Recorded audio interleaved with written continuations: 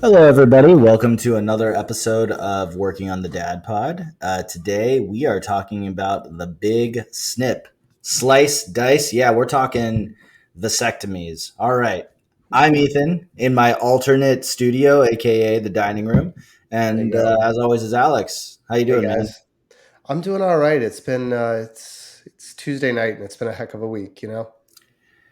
I am right there with you. I don't normally do this mid episode, but I am actually drinking a canned old fashioned cocktail from a Yeah, local brewery. It comes out in this like bright red color. And by brewery, I meant distillery. It's one of those days, man. Um, yeah, yeah. I hear that. I hear that for sure. yeah.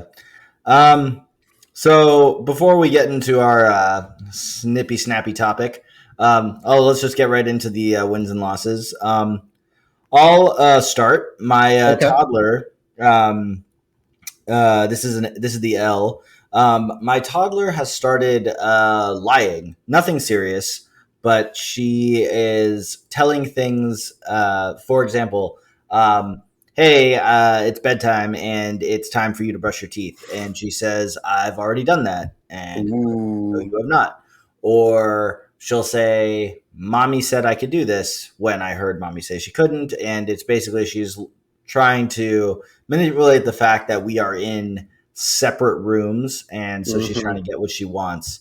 Um, I don't know why I've taken this approach, but I try not to say the word lie too much. I don't, and honestly, there's like no reason other than like I don't know, maybe I'm dumb, but I've been trying to explain like please stop saying things that aren't real. Stop saying things that aren't true. Stop saying things that didn't happen. And I think the reason I'm going in this route is I don't know if you ever saw it. There's a Ricky Gervais movie that's actually really good. It wasn't very popular, but it's called The Invention of Lying. Did you ever see it? It's that's one of those movies that I've seen about 10 bits and pieces of over many years, and like Okay. I have not been able to like piece together the whole plot. But and it's one of those movies, from what I can gather, that like as you view like a little piece of it, you're like, I have no idea what's going on. So like in short, the movie is a world in which your brain can only say what is happening. So for example, like he'll be like, "Hey, I am Ethan and I am a human." And like that's the kind of discussion. And it actually like opens up with him like on a date with Jennifer Garner that's going terribly, and her mom calls her in the middle of the date and she's like, I actually think he's like very overweight. I don't really like him. And she's like right in Yeah. front of him. And she's like, I'm definitely not going to have sex with him tonight, mother. But this is definitely not a date that like I enjoy. So something clicks in his mind and he says something that is a lie, but that word doesn't exist. So he's like, I said something that wasn't, and they're like, I don't understand. So he goes into his bar that he goes to every day. And I think in the movie his name is Dave, but he's like walks in and he's like, "Hi, I'm Mike." And everybody who's known him for years just starts saying, "Hi, Mike," and talks to him as if like his name is Mike. And it's just like so essentially I'm trying to like in my mind, I'm trying to explain to her like, don't say things that aren't. But I don't know why I'm just like not saying the word lie. Huh. Yeah, Yeah. so I don't know. What about you? What's going on with you? Yeah. So I'll start off with my win. Okay. Yesterday was the 6 month dental checkup for both of our kids. And one Hmm. thing I really appreciate, and that is super easy. We go to one of these dentists, and maybe you go to a similar type place, but they just roll out the red carpet, right? When I was a kid, I went to the same dentist as my mom. It was a family dentistry kind of thing, and I just Hmm. went to the dentist's office. It was a plain as day dentist's office. Got my teeth cleaned. They gave me maybe some bubble. They gave me a choice of like bubble gum or grape fluoride at the end. Hmm. There's nothing special. The one that my daughter and my son go to now, it's like they have touch screens galore mounted into the walls on like film, Hmm. faux like film tape frames. They Yeah. have like a feature film playing with like a tiny little like theater complex. They go back to get their teeth cleaned, and when they're getting their teeth cleaned, they're laying on their chair, and there's a TV directly above them on the Yeah. ceiling We have playing, that too. and if they don't like it, like my daughter lays down and they're playing like Tom Holland's Spider-Man, right? Mm, Like the first one with him in it, and she's like, I don't like that. So she got Beauty and the Beast, or no, Sleeping Beauty. mhm. And then my son gets up there, and obviously he doesn't care. He's just Right. not happy to be there. But my win is that my daughter, because of all this, she's like really hyped and really cool about going to the dentist. You know, it's not a Nice. fight. She's not Yeah. worried about it. She's like, oh, I'm going to get a balloon. I'm going to get popcorn. I'm going to get a toy. I'm going to get a sticker. I'm going to get to watch TV. I'm going to get all this stuff. It's going to be so awesome. And my son is like, what is this person doing to my mouth? What's Mm, happening? I don't want to be here. I just peed in my pants, like all that kind of stuff. sure. So, but the win is that, you know, it's very nice. You know, when I first went in there, I was like, this is so over the top, until I found the separate parents only room with massage chairs. And then I was like, okay, Ooh. this is great. Oh wow, ours doesn't have that. Right. And you walk in there, they just got all this stuff, and then you go to check out, and they're like, yeah, your insurance covered all of it. There's no copay or anything. And you're like, great, cool, this is awesome. Can Nice we do little. this again tomorrow? Yeah, the only downside is they are 45 minutes away uh, from our house. I think there is a children's dentist that is 5 minutes away with a lot fewer bells and whistles. But I don't Sure. think we're gonna switch, because my daughter has become very attached, and I want to keep that going. And it's only twice a year. Yeah. Um, So I'm yeah, actually one of those people who I would rather go to the dentist 10 times a year than go to the eye doctor once. sure. And I know that that's like, I don't want to say like an unpopular take. It's just like I'm very much like in the minority of those opinions. Like most people will be like, oh my God, I hate the dentist. It's the worst thing ever. But that eye puff, like pressure Yeah. test they do, just gives me PTSD from like a traumatic eye injury I had when I was 3. I will say I had a previous client who was an eye doctor, and one of his big selling points was no puff. The So no puff. there are methods out there that don't involve the puff. If you want to shop around, I'm sure you could Mm, find. You know, he was maybe a year older than us, right? So I think part of yeah, that comes from finding a younger eye doctor that's more into the newer technologies versus sure. someone who's maybe been doing it the same way for 30 years. Hmm. But I think, especially where you live, given that this guy's 10 minutes away from me, I'm sure you could find somebody, if you wanted to, that could avoid that. For me, with the dentist, it's the toothbrushing that they do, and the like suction that they stick in your mouth. Like it Mm. just gives me like this goosebumpy reaction, and I'm just I like, I love can't the, stand it. And they're like vacuuming all the like I love moisture out it. of my mouth, and I'm like, it's nails on a chalkboard to me. I love the wet vac in the Ugh. mouth. Oh I no, love it. I love it. you're I love sicko. it. You're sicko. I'm not a sicko. Yeah. Um, my win is actually from about an hour ago. You actually, I think you saw the video, but I've been dealing with bedtime and dishes and stuff, uh, but I can kind of guess from the earlier picture you sent where you're going. But I'll let you. I won't yeah, steal your thunder. our 1 year old, or 1 year and 12-day old on the day of this recording, took her first steps about an hour ago, which Nice. was really, really fun. She like stood up. Uh, we we could see that she was thinking about what to do, so we took her milk bottle that we like hand her at bedtime, and we put it like 3 feet in front of her. She took a couple steps, plopped on her butt, grabbed it, took a sip because needed to hydrate, and Sure. my almost 4 year old ran up and gave her a big hug, said her name, and said, "I'm so proud of you," and gave her a kiss. So it was just truly like a magical moment. Yeah. And all of us were in the room. We filmed it. It just it was one of those rare occasions where we all got to see it happen. So that was cool. Nice. I love that. Yeah. I mean, we definitely, for us, our moment with our son, second childing and all that stuff was not. He did it for me, and he Mhm. did a little bit for my wife, but it was one of those where like walking, we'd stand him up at arm's length, and then he'd sort of Mm. like take a couple steps and crash into us. So we both got to experience that. But then one thing I would say, I don't know how your oldest is, but my daughter, when he started taking steps, she like wanted to be like all over him, like encouraging and helping. And I'm like, that is not helpful. You're like Yeah. on him, like grabbing him, like trying to hold his hand, trying to be like he'd be walking Literally this pulling way along. and she'd be like standing there, like, you're doing great. I'm like, move, let him go, let him walk. We have the And same sitch. yeah, and I'm just like, what is this? Like, nobody gets in front of you when you walk, and you're never like, oh, you know what I would really appreciate? A blockade. Right. Like a human blockade that's cheering me on. But anyway, so my loss is related sort of to the dentist appointment. Okay. It's not the dentist office, right? So it was a 9 o'clock. No, maybe it was a 10 o'clock appointment. It was a 10 o'clock appointment. It was late in the day, late in the morning at least, because I wanted to go to the gym and be able to have enough time to go to the gym, shower, and get the kids up there. And I didn't think anything of the timing of it. And I messaged school first thing in the morning and I say, hey guys, just a heads up. Kids are going to be late. It's probably because of how long this takes and how far away they are. They're probably going to be there around lunchtime. It's going to be late.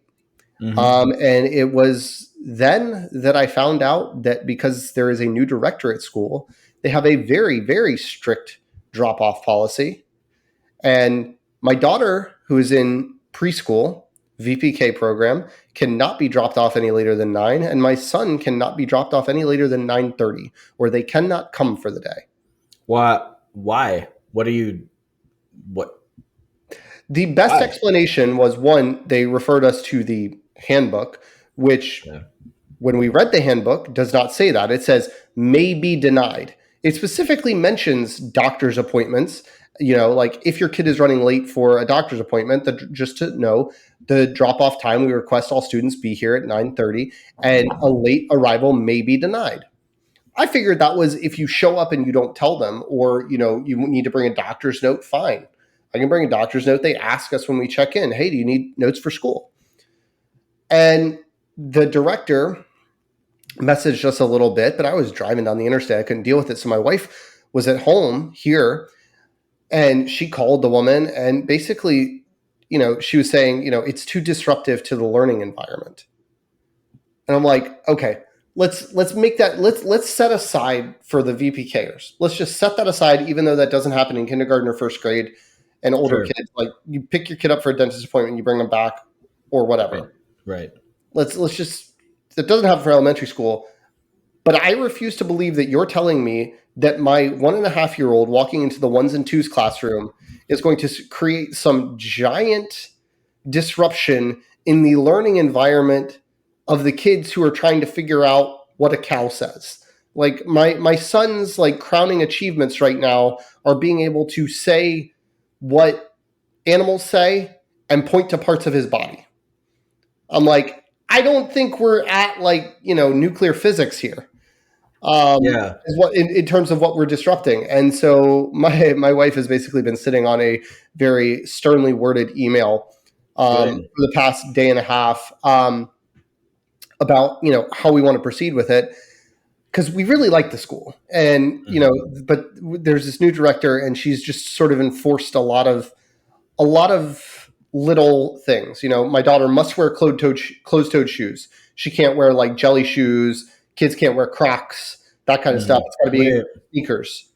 Yeah, we're that's I'll say that's pretty standard. Our school doesn't allow Crocs too because of the running.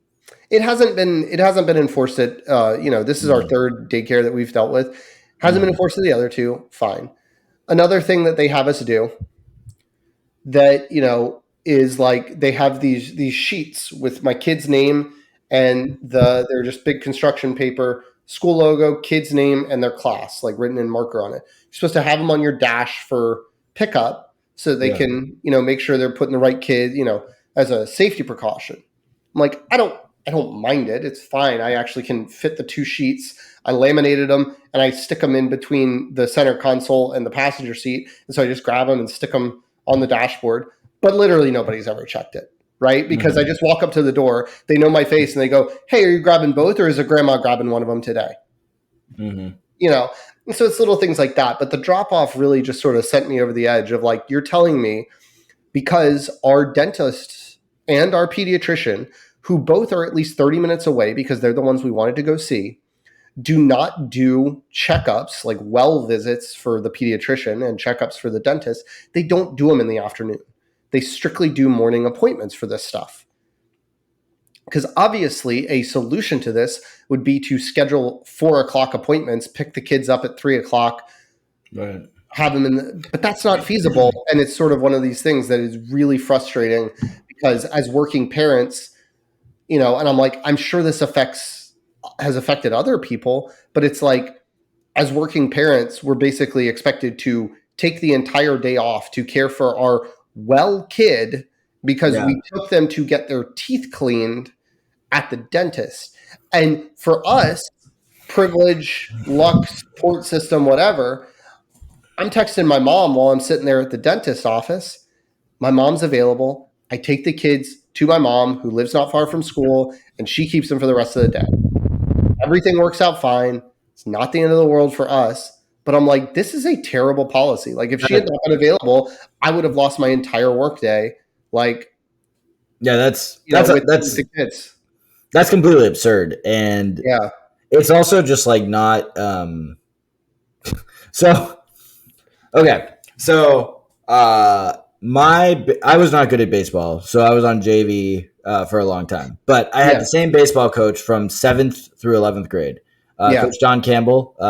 Unfortunately, he passed away. Love the man. But he used to say, if you're early, you're on time. You're on time, you're late. And if you're late, don't bother coming at all. But honestly, he never expected me to skip baseball practice if I had 5 extra minutes trying to finish up a class. You know what I mean? And it's what a dumb thing for this this director. And the thing that frustrates me about it is I understand that yes, especially for my daughter, because I kind of disagree with my son. Yes, there's a learning aspect going on. They are teaching my son things. I'm not going to act like they're sitting there having him be a little zombie. But again, he's 1 or 2. I respect that it's a learning environment. But what I don't respect is the fact that if the idea is to prepare them for school, fine. If it was I wanted to take the kids out for breakfast and have a nice little morning and bring them late, that's one thing. But taking them to the pediatrician and taking them to the dentist should not be the thing that means, they have to miss an entire day of school, because it's not just education, it's also childcare. And we are paying for both aspects. With my daughter's case, we're not actually paying for the educational portion of the day. The state's paying for that. We're paying for everything after lunch until 3 p.m. to make sure that we have childcare available. So I would say, since you mentioned that your wife is sitting on the email and hasn't hit send yet, I would say kind of what you just said right now and be like, so in this preparation for actual school environment in which you are claiming to prepare our children for, you believe that if a kid has a dentist appointment, they should get zeros for the rest of the school day and skip the rest of their classes? Is that what you're saying in this preparation for the real world? And it's like, guys, it doesn't even make any sense. It's pretty frustrating. It's pretty frustrating. So I don't know what'll come of it, because we've been noodling back and forth about whether to actually send the email and what to include in it. Send it, and then take it to social media. The biggest thing is we don't want is there's some personal history in terms of we have voiced concerns to a school before about certain things. I may have alluded to it on previous podcasts, and there were repercussions. They just treated my daughter differently, and it was before my son was born, but it led to us withdrawing from the school because it was just not a tenable environment, where it's just the school director was actually on our side, but it was a bigger school that also went all the way to 8th grade. And the principal was sort of on the teacher side, and the teacher, who was brand new, just had a lot of bad suggestions about how to handle the situation. So it was, I think that's the biggest thing is we don't want blowback. We don't want to, make it so we need to withdraw or we are asked to withdraw or something like that, because that would be a very tough situation to find daycare this far into the school year. So that's part of it is, not wanting to ruffle too many feathers, but figuring out the diplomatic way to say, hey, Like, I understand you want to keep the educational environment, but, you know, maybe like having policies that say 24 hours notice and a Mhm. doctor's notice required, I would understand that. I would get that. You know, I would Right. understand those kinds of things. But the way it's currently worded did not lead us to believe that our kids would be denied admission for the day to the school. So yeah, that was pretty frustrating. But yeah, Yeah, no, yeah, and that's I just gotta say, my wife posted about it on Instagram. She got a lot of okay. feedback similar to yours. It's like, that's crazy. I've never heard of that. Like, and you know, Because it actually doesn't prepare the kids for anything. no, no, It kind of reminds me of just like um, you submit a paper in high school and it gets like you get a C on it, and they say like I'm preparing you for life, blah blah blah blah. Like your work's got to be better. If you're at a job and you have a supervisor and you need to put out a report, and the report the supervisor thinks is crap, they're not just going to be like, here's a C and then let's put that online for the world to see. No, they're going to ask you to redo it and make it yeah, better. And it's yeah. just like the whole concept of we're preparing you for life. Like That I doesn't, yeah, wish it I doesn't. wish that was really the case. Yeah, if I had a dentist appointment at 10 a.m. and my boss just told me, take the day off, you know, don't It'd be don't like, don't bother great. coming in. Yeah. Yeah, That's absurd. that'd be kind of, you know, you're not allowed to come to work today. Oh, Yeah. anyway, Should we get? yeah, Should we we? should get into more Yeah. meatier All right. stuff, So, for real those of you nuts and that, bolts. yeah, let's slice right into here. Yeah, So that wasn't funny. Anyway, no, so we're gonna do things a little differently tonight for those of you watching and listening. To set the stage, Alex has in fact had a vasectomy. I am going to get a vasectomy at some point. I'm like 99% sure of that. And it's not really going to be like an interview, but it is going to be just kind of like talking about what went into that decision. I'm going to sure. be talking about what has why I have not done so yet. We're going to be talking about like what folks say Yeah, some about it, symptoms and about it. Yeah. yeah. So And so let's some advice for people. You know, I have sure, some general advice. You know, not like super medical that you should take over a sure, yeah, right, urologist's right. point of view, but just things I experienced that maybe would help you out. Okay, so Um, let's start it off like very very fresh. It is the fall of 2023. When did you lose your manhood? No, just kidding. When did you get your vasectomy? so I got my vasectomy probably about 15 months ago, I want to say. Okay. So Um, when your son was roughly a month old. no, he was about 3 months old. He's Oh, 18 right, months right, right, now. right. So My B. he was about three and a half months. But like basically, the calculus for us was simply like we knew we wanted to have two kids, Right. and obviously you'll bring this up. You know, you know, until we found out that my son was a boy, we'd always wanted a boy and a girl, but we were more, I think, in the camp of like, we are only going to have two kids no matter what. Like, if our second one Mhm. is a girl, fine. We're still only want two kids just from a vantage perspective. Now, I can't guarantee that we would have been so steadfast in that belief if we had had two girls. I Mhm. don't know. But Right.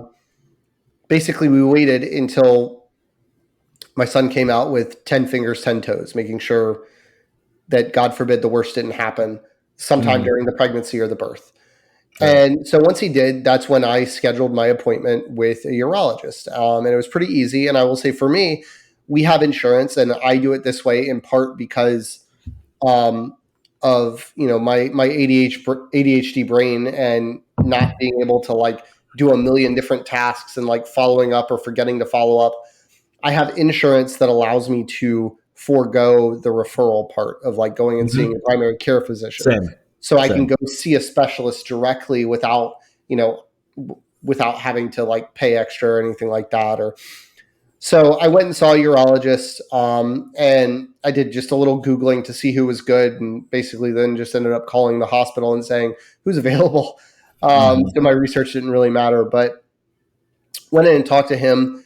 He gave me some thoughts about it, basically talked me through what the procedure was, told me basically the data and the statistics, in terms of like, I technically have a 1 in 2,000 chance or something of conceiving a child still. Basically what they do is they go in and they snip the tubes that get the sperm out and make it so it doesn't. And there are chances that those tubes can sort of refuse together. So he was letting me know, but he was also letting me know that, and I think there's a lot of people when they talk about the vasectomy, a lot of people like to use that Michael Scott gif, right? Where, snip, snap, snip, snap, snip, snap. Based on what the doctor told me, and this is not necessarily backed up by the data that I found online, and every doctor may be using different data and it may be pretty imprecise, but the reversal process that he told me was going to cost $2,000, was not covered by insurance, and would have a 50% chance of working. Right. So he was basically like, you need to be sure. You need to be really, really sure that this is what you want to do. And I was sure. So yeah, that was why it was basically we had decided that we only wanted two. And I will say in this regard, like, and I'll bring this up a little bit later too when we talk about, some of the stigmas and reasons guys don't want to do it. It is a lot easier and a lot less invasive of a process to have a man sterilized than to have a woman sterilized. And so doing it for yourself versus having your female partner do it, if that's the kind of relationship you're in, it's a lot easier. And I don't just mean like easier on your body. It's a quicker process. It's an outpatient procedure, and the recovery time is easier. And there's some pros to it too that we can also get into. So essentially what the doctor said, you snip the tubes, but they can come together. Yes. Had to do it. Okay. We'll put the explicit tag on this one because I think there's a lot of things that we're going to, whether it's bad jokes or just scientific information, we need to warn parents that maybe aren't ready to have that conversation with their kids. Absolutely. That's a good call. So we're in a situation where, and just like, so I've known I've wanted to be a dad for like a long, long time. Right. And if I like had won the lottery, I'd be like, yeah, I'll have like 10 kids because I want to be a dad that badly because there would be no like financial reason not to. 9 of them are going to be duds. I need to find one to be my little buddy. Yeah, 1 in 10 are going to be good. Oh man, sorry. I was just thinking about something like very inappropriate for the podcast, so I'm not going to go there. But well, that's good. So yeah.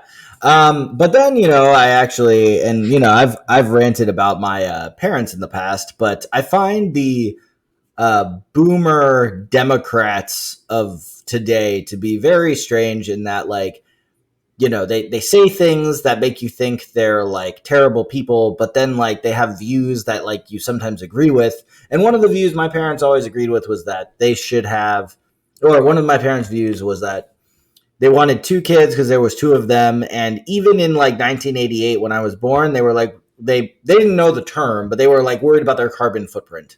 They wanted to just be a 1-for-1 replacement.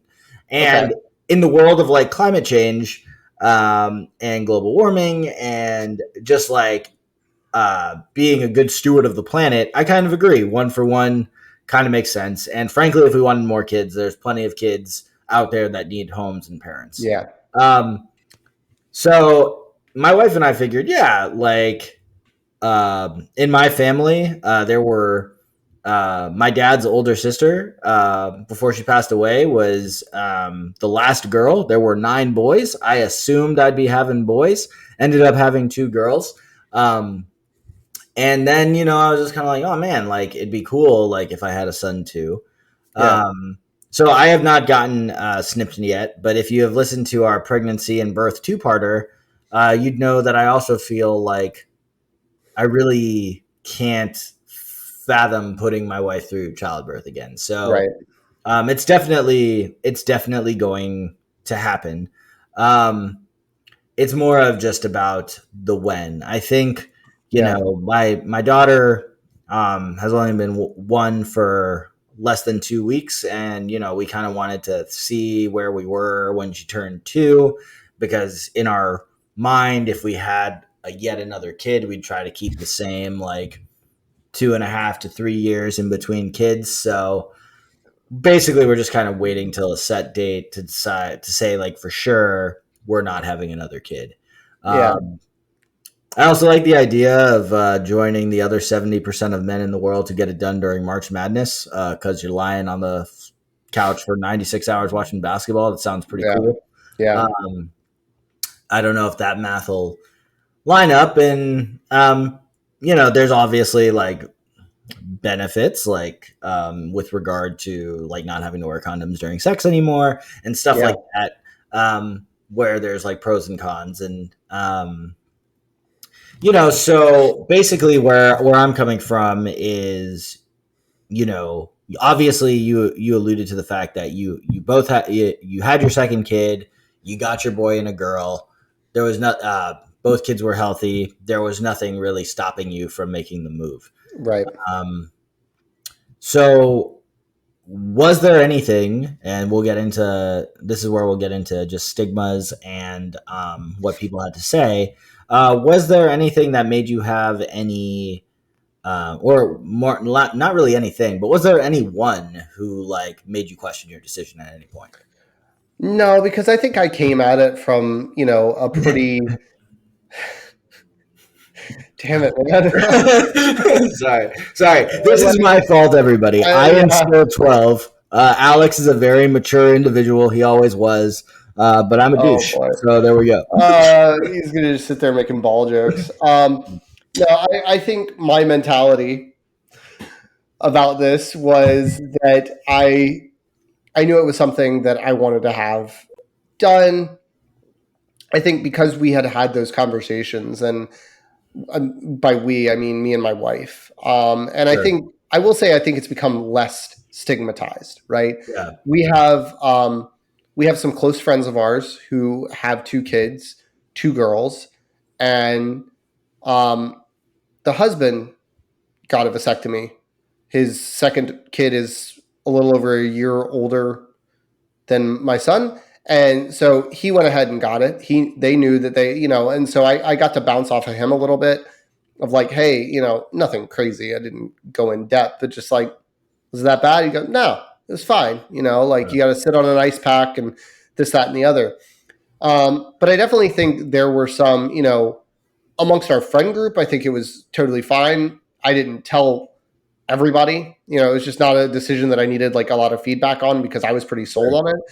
Um, but the trepidation for me just comes from because it is very like final, right? You Yeah. have that conversation with the doctor, you do your research on it, you learn that it is pretty final when it happens, and you have to be really certain that it's something that you definitely don't want more kids. And I will say sometimes it's really hard. Like I will say as kids go, like my daughter was fantastic, as a first kid and all that stuff, but she was not like the best sleeper, right? And we had sort of a disjointed care schedule when she was an infant, until we eventually put her in daycare. Like we were using a nanny, or I was taking days off. My mother-in-law was taking her for days. And so it was just a little more hectic. My wife was working out of the house versus having a stay at home or a work from home job, that kind of thing. And when my son came along, it's like she had 12 weeks paid maternity leave. Sure. And she was able to be here and care for him. And he was an easy sleeper and an easy feeder. And we were more experienced. And I was like, this isn't that bad. This isn't double the work. Like everybody told me, like it's going to be double the work when you have two kids. I was like, no, this kid is like really easygoing, go with the flow. Like he'd be the kind of thing you take him to the playground. He'd just sit in the stroller and watch his sister do what she did for like an hour and be totally fine. And you're like, is he okay? Like almost. I'm like, no, he's just a little chill little dude. And So, so you have those experiences and you're like, am I sure I'm done? You well, know? so on that note, and I have not gotten to the point where I've consulted a urologist or even told my general practitioner that I'm thinking about it yet. Although, well, never mind there. But what I was going to ask was on the topic of on the concept of finality. Is there the like freezing sperm option? Is that something that like the doctor said to you? Like, now I know sometimes people marriages fail. You may remarry, or Yeah. and That was then like actually yours. my wife's bigger concern, like more Okay. than me, where she was like, what if not like what if the marriage fails, but like what if I get hit by a bus scenario? And your Right. next And wife wants a kid. yeah. And I'm just like, then I've got two great kids that she could be a mom to. Like, Okay. it's like, I don't want to like But is base my, is I don't want to base my decisions off of the idea of, you know, so, I don't want to base I, my decisions off the idea of my wife getting hit by a bus. That just I seems, don't and that was um, not really that was not really where I no. was going. It was more like, do they is that something that they say, all right, and like before we do this, like, is there sperm you want to freeze? Should you Yeah, want it wasn't. They didn't put that there because they're not like a fertility clinic, right? I was in a okay. hospital. Okay. Cleveland Clinic is the hospital near us, the big hospital from Cleveland. They bought up Sure. all the healthcare, the hospital healthcare around here, and so they're really just a urology clinic, and they can do the snip. Now, Okay. obviously, if you went to a fertility clinic, that is something that you can do, and I know we know people that have done that for other reasons, but um, yeah, it's just it's something that Sure. obviously could be considered. It was just not Mhm. something that I came to a conclusion that I was like, these are the two kids that I want, because Right. one of the parts of the calculus for me has always very much been like, I wanted to be a dad, but I don't want to like be a dad forever. Like I want to have the pre-kid portion of my life. I want to have kids, and then I wanted my kids relatively close together so that like then they get out of the house and I have like a post-kid period, like an Sure. empty nest period that's substantial where I can still do things. Like my son was born and I was what was I, 33 years old maybe. I may be doing that math wrong. 31, 33, somewhere in there. I don't know. But 33. I was almost 33. And I was just like, okay, when this kid goes off to college, I'll be 51, Mhm. right? When he goes off to college, I'll be 51 and I've got like working years left and then I've got retirement years. I'm not like having kids and then like the last kid leaves and I basically got like one foot in the grave, right? Right. And so, listen, if that's not for you, I'm not judging you. I'm just saying that that was sort of my calculus of how I wanted and how my wife also wanted our life to be structured. So I guess my question was more of on the lines of like, if my wife and I decide that getting the snips the right move at the right time, Yeah.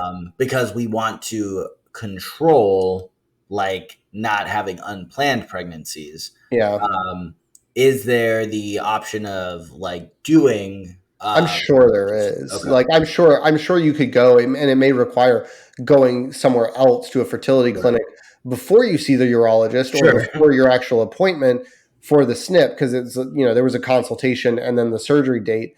Right. Um, but I think that that's definitely a viable option if you're not that sure. Now I would say in addition to going to a fertility clinic and seeing a urologist, I would do some homework on IVF as well. Yep. My wife, as I mentioned before, is a prenatal postpartum physical or personal trainer. So she deals with a lot of women who are coming to see her for prenatal fitness almost as prenatal because they're trying to get in the best possible conditions to get pregnant because Mhm. they're going through IVF. And I got to say, that's also like can be an emotionally draining experience when Uh, it doesn't work. So, you can do it. Like, worst case sure. scenario, you leave them there, you don't do it. But I would say make sure that that's something that you're wife would be Right. even open to. I was just going with the Before. turkey baster method. You know what I mean? Yeah, yeah. Yeah.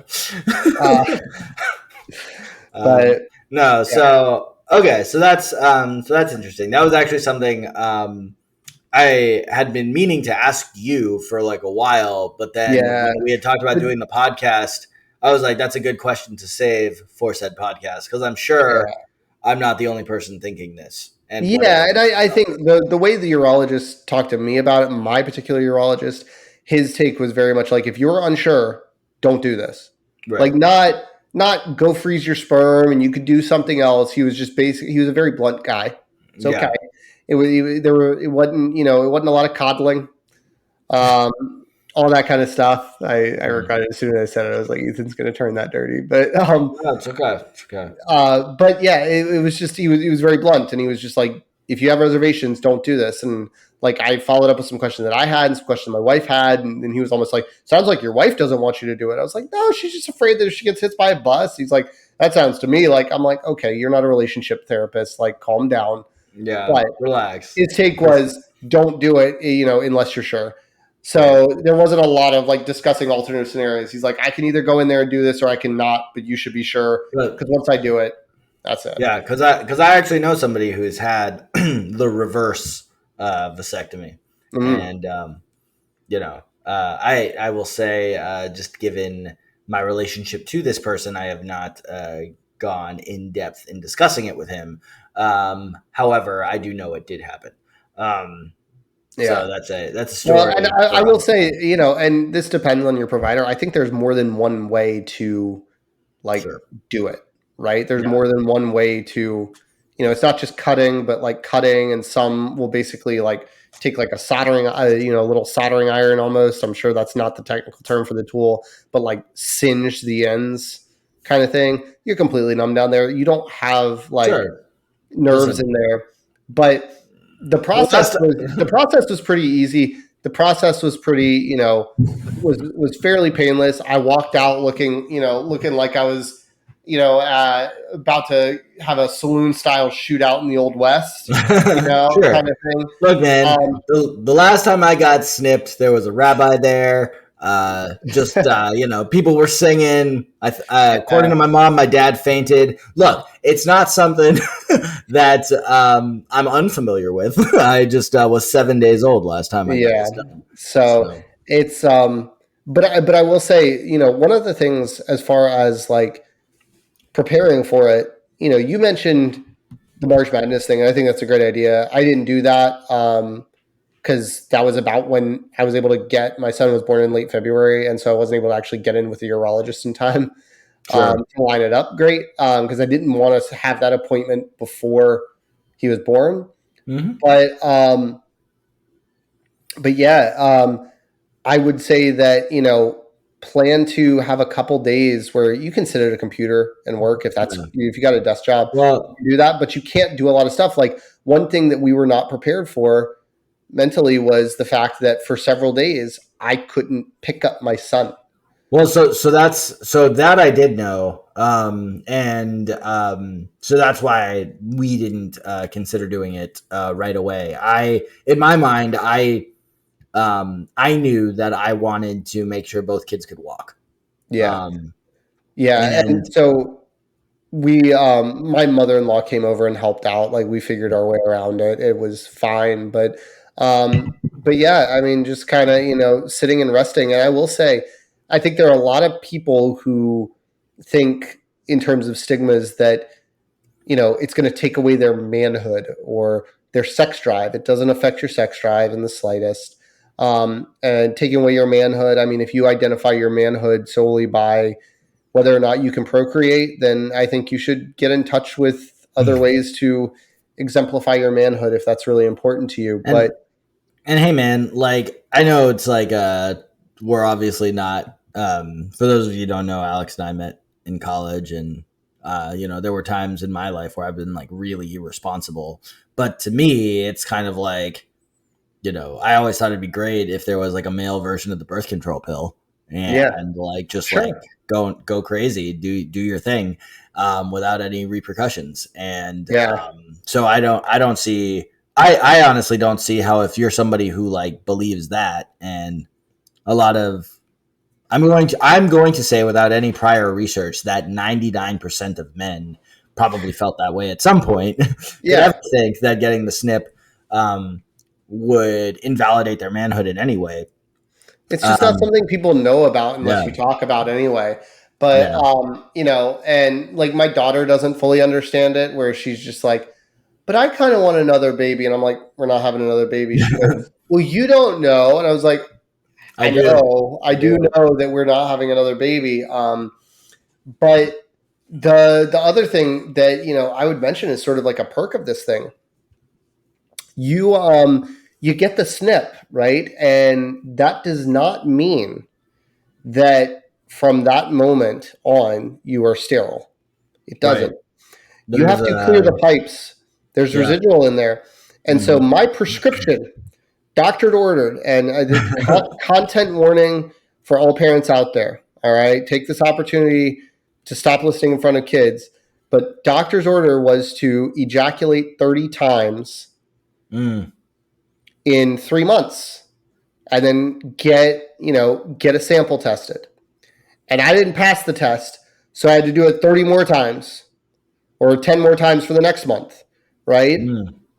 And like I had just like a checklist going, with 30 boxes on it, kind of thing. And so yeah, there are some perks because you can go to your significant other, maybe if things are slowing down because you got all the kids in the house and you got a new baby, and it's like, sweetheart, doctor's orders, Sure.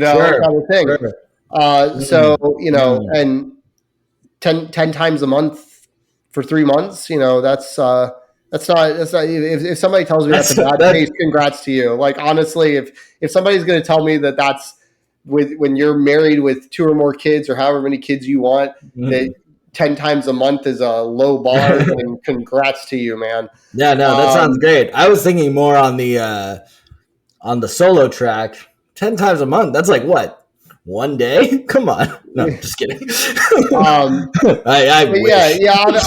obviously you can go solo on it, Yeah, sure. as well. But Uh, yeah, there's just a lot of that where you have to do that, and then you have to do it again to do the after you sure. do it 30 times, you got to do it 31 times because you got to collect the sample.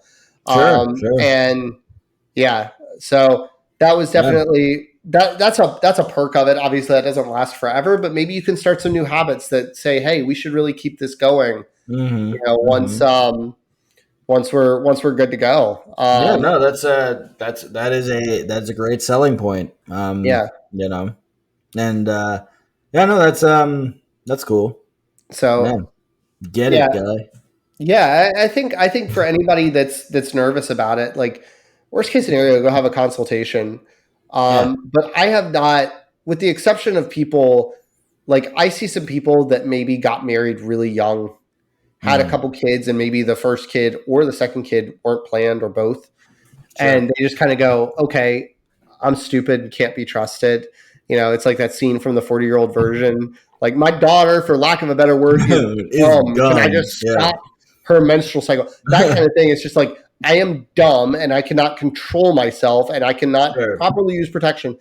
I've seen people regret that because then they get in their 30s and like their kids are already in high school and they're just sort of like, a lot of people I know are just having babies and maybe they regret it. I don't know. But freezing sperm could be an answer. There could be a lot of things. Adoption could be an answer if the thing Yeah. is, I just want a baby in the house. There's a lot Sure. of things, but I think, I don't see a ton of people regret doing it. Don't do like Michael Scott and have a snip because your partner says she never wants to have kids. Just use protection. Yeah. But yeah, I Well, think if you're done having kids, I'd highly recommend it because it takes a lot of the stress. I don't think I mentioned this in our pregnancy and birth episode, but when my son came along, we call him our Bob Ross baby. We were thinking about having a second kid, but we were not actually trying to have a second kid when my wife Mm, got pregnant the second time. So we call him our Bob Ross baby because he's a happy little accident, right? mm, mm. And No, so and if he ever listens to this, son, I love you, but I hope you don't listen to this for at least 12 or 13 years, given the content of this episode. Sure. But yeah, I think it is one of those things where I'm like, okay, this solidifies to me that it's something I should do, because like we wanted a second kid. We were like, hey, should we start trying for a second kid? Oh, wait, already pregnant. Okay, fine. Next time, we probably won't be having those conversations Right. if it accidentally happens again. Yeah, no, I mean, I definitely like that's where we're at. I mean, we so my wife never went back on the pill after our first pregnancy. Like once she, I'll never forget. We hosted a Super Bowl party on February 3rd, 2019. Yeah. And she called me up to our bedroom before the guests got there, and she was like, "Hey, am I taking this new 28 days of birth control pills, or are like we trying for a kid?" And I was like, "Well, let's try." And then they backdate it. I think we conceived on February 9th, so like legit first try. So we were like, okay, well, I guess we're decent at this. And then then with our second kid, we actually our second daughter, we got pregnant the second month. So like I guess with that kind of math, it meant that if we were to try again, it'd be in the third month. No, I don't actually believe that. That makes no sense. But my wife has never gone back on the pill because whatever that first pregnancy did made her body feel a lot better, more regulated, and she feels healthier than she did before. So we use condoms when we do have sex, and that's literally like the least When we do have the way you said that. When we do have sex, I mean, it's like you said, we're married. We got 2 kids. Like, if we were getting to 10 times a month, I'd be jazzed. All right. Yeah, you would. Yeah, jazzed and jizzed. So, oh boy, all the content warnings. I mean, we're already putting the explicit tag on, right? So, like, yeah, we're putting 3 on here. Good. Yeah. Penis and vagina. What? Oh, I'm sorry. We are jumping the shark quickly, but I will say, who are we? I will say that for same deal, right? Yeah. So my wife had an IUD before our daughter. Had our daughter, she took it out. We tried very quickly, got pregnant, and she never went back on birth control either. And the reason we had a Bob Ross baby is because we were not using condoms. We were just syncing, we were using one of those tracking apps and saying green light, red light kind of thing. Sure. And we missed. And, and I will say another thing that like with our daughter, especially, and I guess a little bit of our son too, because my wife was breastfeeding so much, it actually disrupted her menstrual cycle. And like, she did not have a menstrual cycle for a year. Yeah, so we kind of got used to the idea, but I know that that's not like a safe bedding practice. Because like, for example, to go back in my family tree, my grandmother is 10 months younger than her older brother. And I'm just like, oh my God. Like 10 months, like Irish twins. That's the term. That's the term, Irish twins. And I'm just like, like a month later, like there's a lot of recovery I figured would still be happening. I don't know, but get it, guy. I mean, so we, my wife, I think went almost at least a year and a half without having a period. So that was like one of her. Despite, being a new mom and the pandemic, that aspect of it, she was like, this has been great. But then she's like never been more regular in her life once it came back. So, she was just kind of like, I don't ever, because there's very few, or not very, I don't want to say this incorrectly. Not all birth control medication that you can take as a woman is safe for breastfeeding. So, didn't want to. Her gynecologist did not want to recommend Yeah. anything that could impact the kid. So Yeah, and I don't actually, I don't know.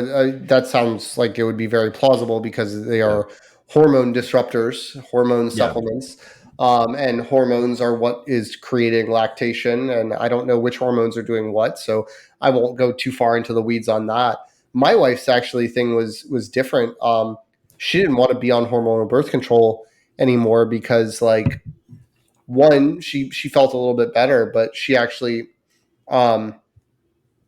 There is some data out there, and it's rare. So, feel free to go peruse the data and get the actual percentages, but it's rare. But that hormonal birth control can have like some side effects, including like the potential for like a brain aneurysm.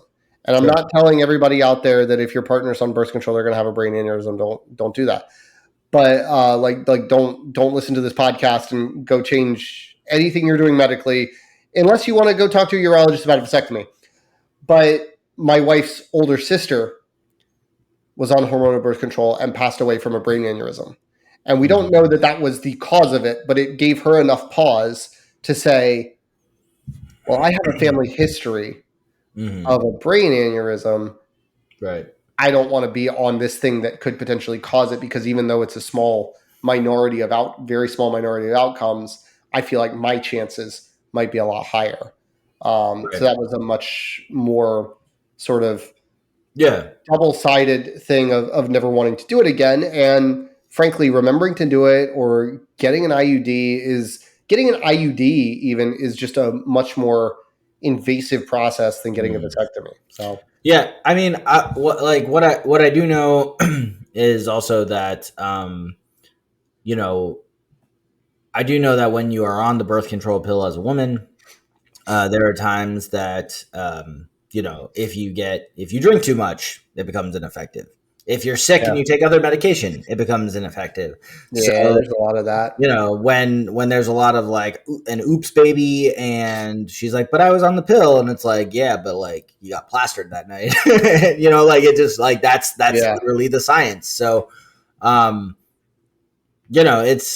it's something that my wife and I decided that using condoms is the best route for us at this time. Sure. When I get a vasectomy, obviously that'll change after those 30 loads get delivered, if you know what I mean. And we used them during the prescription period. Sure. Did the doctor prescribe a specific kind of condom, or was that entirely up to you? No, he was not going to go that far. He was like, use protection. Got it. He was like, use protection. Don't care. Okay. And like it was just funny because like I'd go to the lab to turn in my sample, and then like 24 hours later, I'd have a note in my chart online from the hospital, and it was just like, after I passed the test, right? And he goes, "Let him know he's good to go." Was the note like nice? And it was just like it wasn't like medical terminology where it's like, seems like we're seeing no semen in the sample. You could tell the patient that intercourse is now okay. No, it wasn't scientific like that. It was let like, this guy get it on. Let him know he's good to go. Like, let her rip, kid. Yeah. I'm like, okay, thanks, Doc. I feel like we can go a lot further down the rails, if you know what I mean. Yeah, I think we kind of talked out this topic, but I think we could definitely go somewhere. Sure. Should we get into working on the dad bod?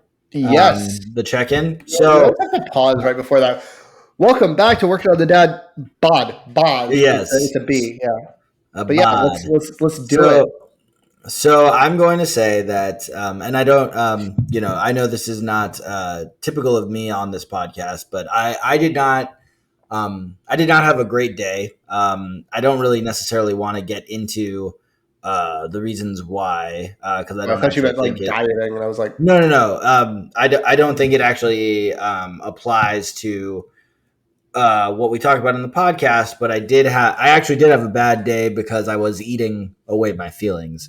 That said, I did weigh myself today, and it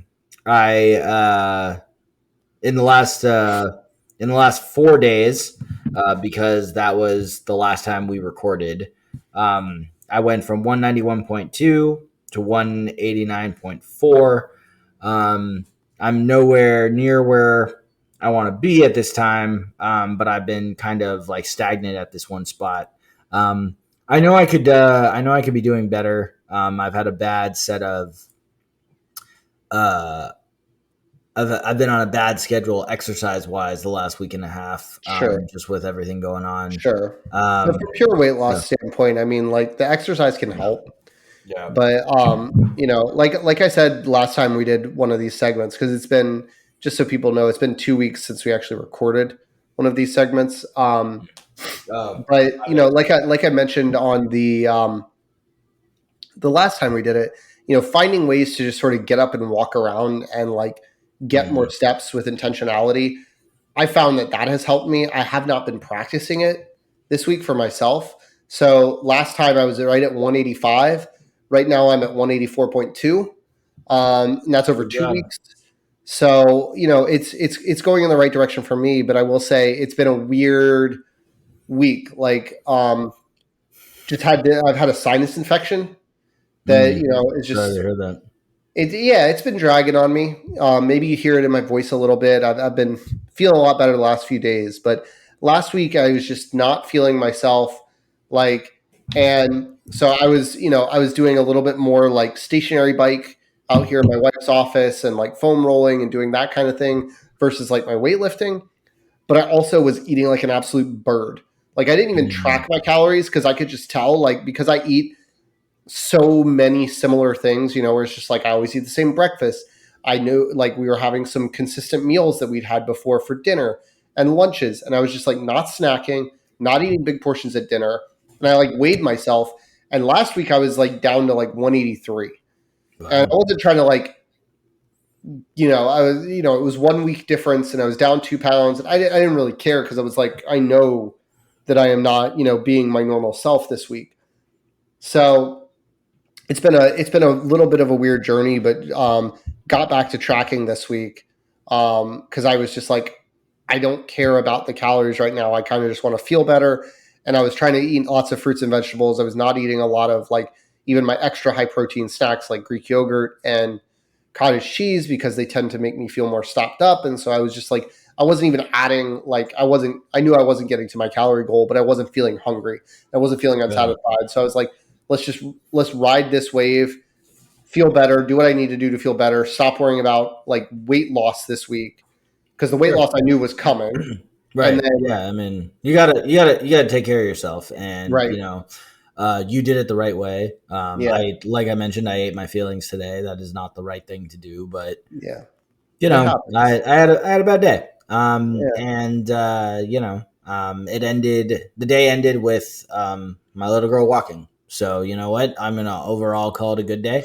I got to podcast with you, which honestly just is one of my favorite things because I love you. You know how much I just love podcasts in general, and I probably subscribe to at this point like 12 that I listen to regularly, and I'm always behind. Yeah. So the fact that I get to call myself a podcaster is honestly like one of my favorite things. Yeah, for sure.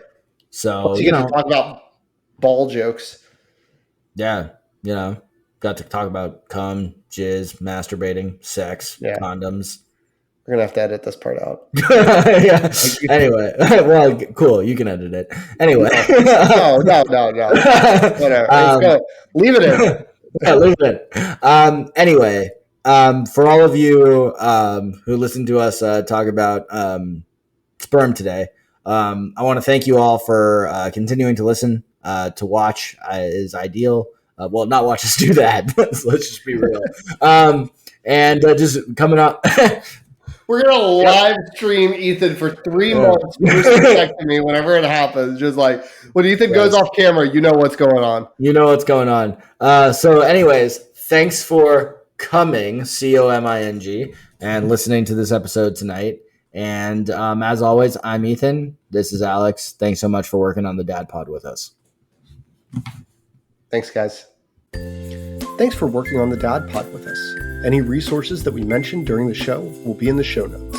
If you have questions, thoughts, or just want to talk with us, the best place is in the comments on YouTube. We're on YouTube, TikTok, Instagram, and Threads at Working on the Dad Pod, and on Twitter at Working on Dad Pod. Following and subscribing is always appreciated. Please rate and review us. That helps get the show to new people. And if you know a dad who would enjoy our show, sharing it with them is a huge help to them and us. Have a great week.